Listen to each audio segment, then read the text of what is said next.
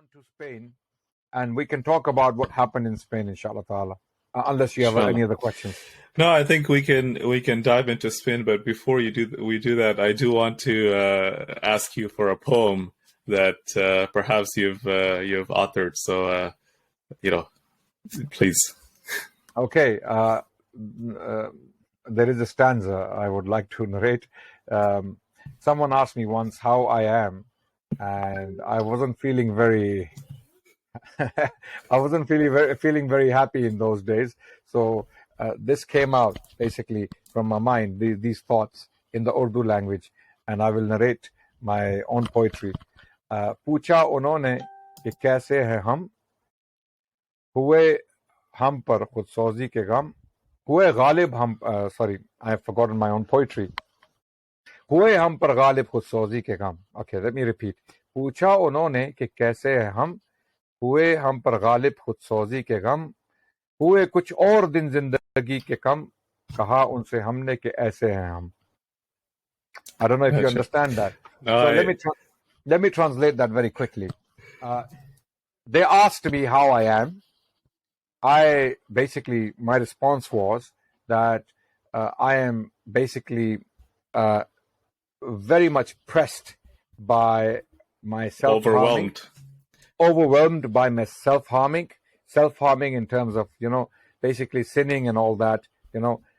We are all buried under the mountains of sin. Yeah, the weight of sins, right?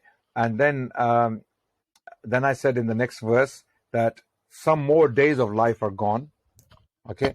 And then the last line is, this is exactly how I am. Right?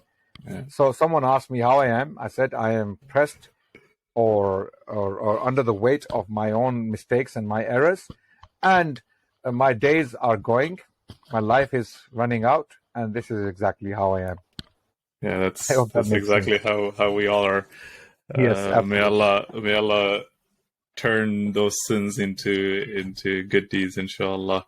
And it's actually funny, when you are sad or grieving, that's when the real deep poetry actually comes out. So it's absolutely the best poets, the best thinkers have been produced by calamities and conflicts.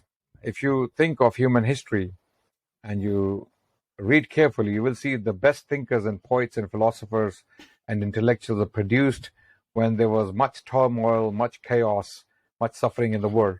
Because they have to contemplate, they have to think about the suffering and then find reasons to make sense of it and propose solutions.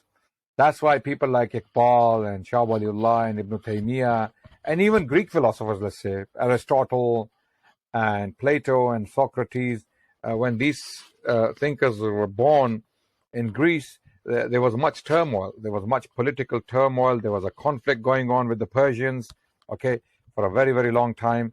So during this conflict and these political strides were born these thinkers and philosophers and luminaries.